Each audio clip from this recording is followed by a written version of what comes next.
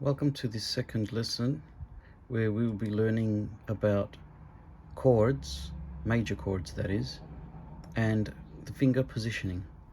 So when we're talking about the major chords, as we saw in lesson 1, the white key before the two black keys, this one is always going to be C.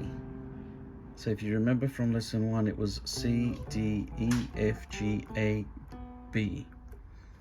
So what we need to find out now is what would be the C major chord.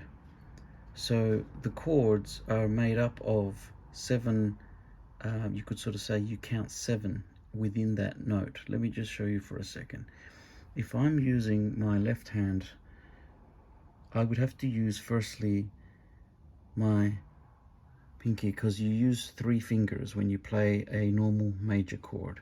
You're using your pinky finger, your middle finger, and your thumb. So this would be the C major key right here.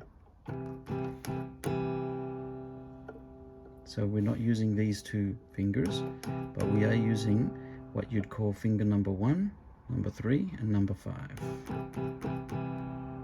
So finger number 1 is your pinky, number 2 is this one, number 3 is your middle finger, number 4 and the thumb, which is number 5.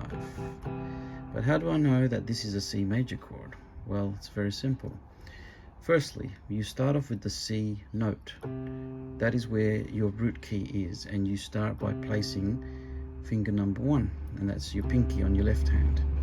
But then you have to just count 4 up from there, which means you include the black keys and you go 1, 2, 3, 4. So here is where you place your middle finger, and then from there count another 3. 1, 2, 3. So here is where you'd place your thumb.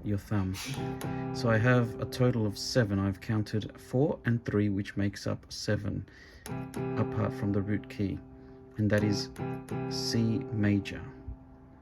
If I was to do, for example, a D major chord, I would start with my root finger on D,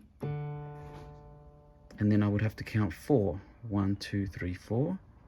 Middle finger would go there, and then count another 3. 1, 2, 3. My thumb then goes on this one. That is my D major chord. If I was to do, for example, an F major chord, I would have to come here because C, D, E, F. I start by placing my pinky on there, and I count 4. 1, 2, 3, 4. Middle finger goes there. 1, 2, 3, and then my thumb goes here. So that is my F major chord. I'll show you a diagram so that you can practice them.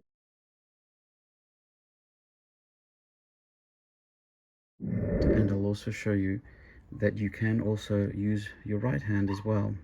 It is preferable to use both hands when you're doing the chords, because you will use both hands when you play keyboard.